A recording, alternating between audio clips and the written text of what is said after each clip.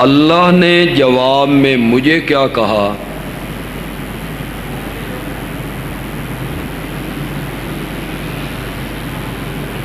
اگر کوئی آدمی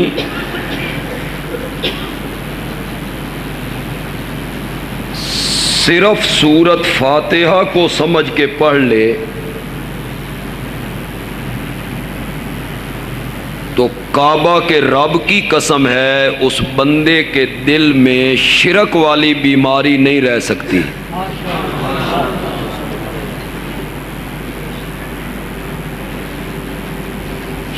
سورت فاتحہ بھی پڑھے اور شرک بھی کرے،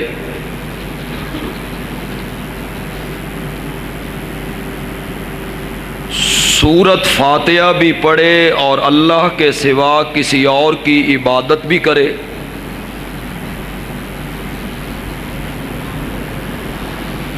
سورت فاتحہ بھی پڑھے اور غائبانہ مدد کے لیے کسی اور کو بھی پکارے،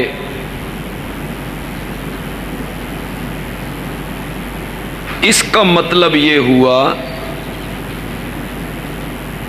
کہ اس آدمی نے طوطے کی طرح رٹی رٹائی سورت فاتحہ پڑھی ہے، اس کا مفہوم اس بندے نے نہیں سمجھا۔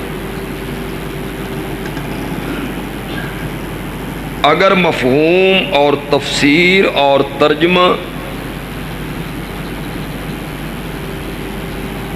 اس کے ذہن میں ہو تو شرک اس بندے کے دل میں باقی رہ نہیں سکتا۔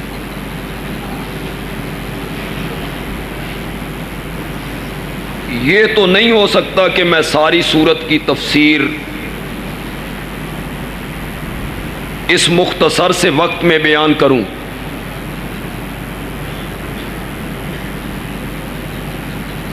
جس کے متعلق مفسرین کا قول یہ ہے کہ یہ پورے قرآن کا خلاصہ ہے اور پورے قرآن کا نچوڑ ہے اور پورے قرآن کا مغز ہے، پورے قرآن کی بنیاد ہے، پورے قرآن کی اساس ہے۔ اسی لیے اس سورت کا ایک نام رکھا گیا ام القرآن۔ ام کے معنی ماں کے ہیں، قرآن کی ماں۔ علماء نے یہ لکھا کہ ام کا معنی اصل ہے، جڑ ہے، بنیاد ہے، لیکن میں کہتا ہوں کہ اگر اس کا لفظی معنی ماں کا کیا جائے تب بھی مفہوم اس کا صحیح ہے۔ جس طرح ساری اولاد ماں کے پیٹ سے باہر نکلتی ہے، اسی طرح پورے قرآن کے مضامین سورت فاتحہ سے باہر نکلے ہیں۔ اس معنی میں اس کو کہا گیا ام القرآن۔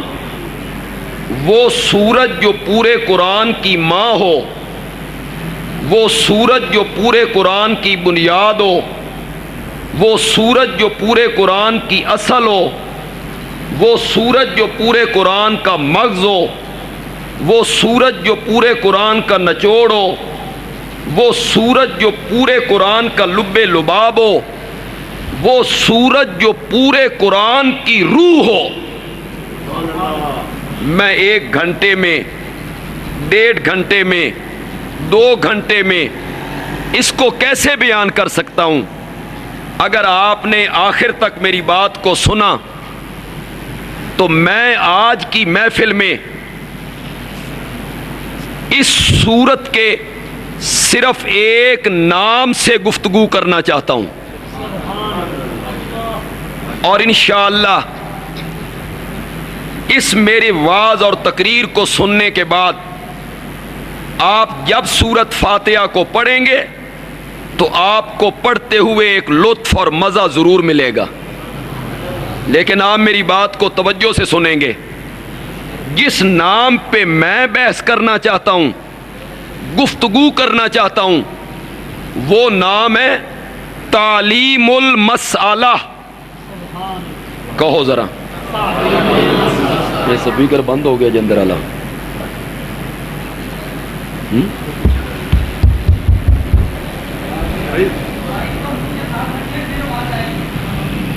پہلے تھے آپ. اس کے جتنے نام نبی اکرم نے بتائے ان میں ایک نام ہے تعلیم المسئلہ. کہو ذرا.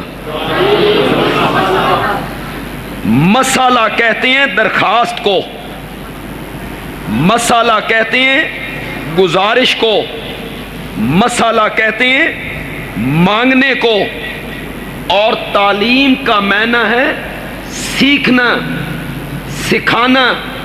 تعلیم المسئلہ کا یہ معنی ہے ایسی صورت جس صورت میں اللہ نے اپنے سے مانگنے کا طریقہ سکھایا ہے.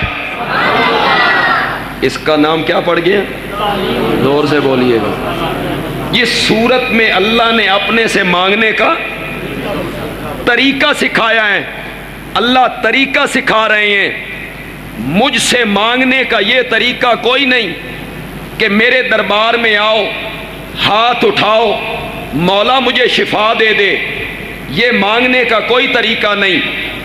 مانگنے کا یہ بھی طریقہ نہیں میرے دربار میں آؤ، ہاتھ اٹھاؤ، مولا اولاد دے دے، کاروبار میں ترقی دے دے، قرضے سے نجات دے دے. یہ مانگنے کا کوئی طریقہ نہیں ہے. اللہ فرماتے ہیں مانگنے کا طریقہ یہ ہے کہ اپنی گزارش، اپنی دعا، اپنی درخواست جو تو مانگنا چاہتا ہے اس کو ذرا پیچھے کر دے اور میری صفتیں بیان کرنا شروع کر دے. یہ ہے مانگنے کا طریقہ. درخواست پیچھے کر دے اور میری تعریفیں شروع کر دے. اپنی دعا پیچھے کر دے، میرے اوصاف کا تذکرہ شروع کر دے. اپنی گزارش پیچھے کر دے اور میرے گیت گانے شروع کر دے. فاتحہ میں ایک چیز مانگنی ہے، سب نے مانگنی ہے. دیوبندیوں نے بھی، بریلویوں نے بھی، پیر صاحب نے بھی، مریدوں نے بھی، نبی نے بھی، صحابہ نے بھی، تابعین نے بھی، ائمہ مجتہدین نے بھی، سب نے ایک دعا مانگنی ہے، ایک درخواست کرنی ہے. فاتحہ میں اللہ کہتے ہیں وہ جو چیز تو نے مانگنی ہے نا اسے ذرا پیچھے کر دے اور پہلے شروع کر دے الحمدللہ. یہ ہے مانگنے کا طریقہ. دعا پیچھے لے جا، میری تعریفیں، میرے اوصاف، میرے گیت گانے شروع کر دے. الحمدللہ رب العالمین الرحمن الرحیم مالک یوم الدین. پھر مجھ سے ایک وعدہ کر ایاک نعبد و ایاک نستعین. اللہ کہتے ہیں مانگنے کا یہ طریقہ نہیں ہے کہ تو میرے دربار میں آ، دامن اٹھا، مانگنا شروع کر دے، سوال کرنا شروع کر دے. نا مانگنے کا طریقہ یہ ہے دعا پیچھے کر دے، درخواست پیچھے کر دے، گزارش پیچھے کر دے، میری صفتیں کر، تعریفیں کر، اوصاف بیان کر. اتنے اوصاف، اتنی تعریفیں، اتنی خوبیاں کہ میں عرش سے خود پوچھنے لگوں مانگ مجھ سے کیا مانگتا ہے.